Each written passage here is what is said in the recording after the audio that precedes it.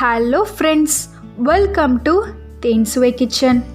இன்றைக்கி நம்ம கிச்சனில் எல்லோருக்கும் ரொம்ப ரொம்ப பிடிச்ச, எல்லோரும் விரும்பி சாப்பிட்ற மைதா தோசை எப்படி செய்கிறதுன்னு பார்ப்போம்.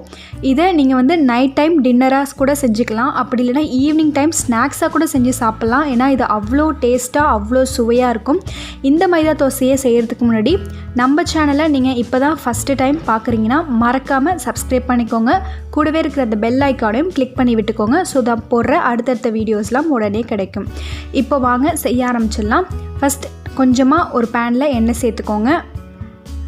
சன்ஃப்ளவர் ஆயிலாக நீங்கள் சேர்த்துக்கோங்க. இதுக்கு தேங்காய் எண்ணெய் இந்த மாதிரி ஃப்ளேவர் ஆயில் வேணாம். சேர்த்துட்டு அது கூட 1 டீஸ்பூன் சோம்பு பொடி 1 டீஸ்பூன் சேர்த்துக்கோங்க. சேர்த்துட்டு சின்ன வெங்காயம் ஒரு 10லேருந்து 15 சின்ன வெங்காயம் உள்ளே சேர்த்துக்கோங்க. கூடவே ஒரு 2 பச்சை மிளகாய் குட்டி குட்டியாக அரிஞ்சு சேர்த்துக்கோங்க. இப்போது இதெல்லாம் நல்லா நம்ம வதக்கி எடுத்துக்கலாம். நம்ம வதக்கி மைதா மாவில் சேர்க்கும் போது ரொம்பவே நம்மளுக்கு மைதா தோசை அருமையாக வரும், நல்லா மணமாகவும் இருக்கும். ஸோ அதுக்காக தான் இந்த ஸ்டெப் செய்கிறோம். நல்லா ஓரளவுக்கு வதங்கினதுக்கப்புறம் நம்ம எடுத்து தனியாக வச்சிடலாம். ரொம்ப வதங்கணும்னு அவசியம் இல்லை. ஒரு கிளாஸ் பதத்துக்கு வந்ததுக்கப்புறம் நம்ம எடுத்து வச்சிடலாம். இப்போது நம்ம மாவு தயார் பண்ண ஆரம்பிச்சிடலாம். ஒரு பவுலில் 2 கப்பு மைதா மாவு சேர்த்துக்கிறேன். அது கூடவே ஒரு முட்டை உடச்சி ஊற்றிக்கலாம். முட்டை எதுக்குன்னா நல்லா அந்த மைதா தோசை நம்மளுக்கு பைண்டிங்காக சூப்பராக டேஸ்ட்டாக இருக்கும், அதுக்காக தான்.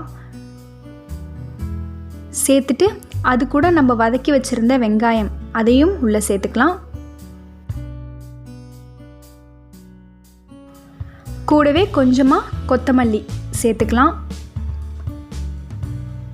இப்போது நம்ம தேவையான அளவு உப்பு சேர்த்துட்டு நம்ம எந்த கப்பால் மைதா மாவு அளந்தோமோ அந்த கப்பாலேயே ஒரு 3 டம்ளர் தண்ணி சேர்த்துக்கோங்க. நம்மளுக்கு எப்படி மாவோட டெக்ஸ்சர் இருக்குன்னா நல்லா ரொம்பவும் திக்காக இருக்கக்கூடாது, ரொம்பவும் தண்ணியாக இருக்கக்கூடாது, கரெக்டான பதமாக இருக்கணும்.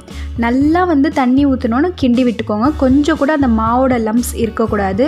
கொஞ்சம் கூட மாவு இல்லாமல் நல்லா ஸ்மூத்தாக நல்லா மிக்ஸ் பண்ணி விட்டுக்கோங்க. தேவைப்பட்டால் இன்னும் கொஞ்சம் தண்ணி சேர்த்துக்கலாம். எனக்கு இது ஒரு 4 டம்ளர் தண்ணி தேவைப்பட்டுச்சு. இப்போ பாருங்கள், இந்த அளவுக்கு நல்லா நம்மளுக்கு தண்ணி பதத்தில் இருக்கணும். அப்போ தான் நம்மளுக்கு தோசை சூப்பராக வரும். அவ்வளோதான். இப்போ நம்மளோட தோசை பேட்டர் ரெடி ஆகிடுச்சு. இப்போ செய்ய ஆரம்பிச்சிடலாம்.